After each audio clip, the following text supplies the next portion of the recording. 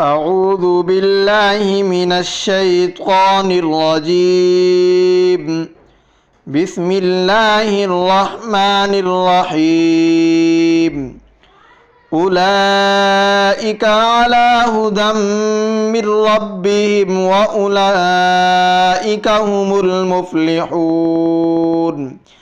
إن الذين كفروا سواء عليهم أأنذرتهم أم لم تنذرهم لا يؤمنون.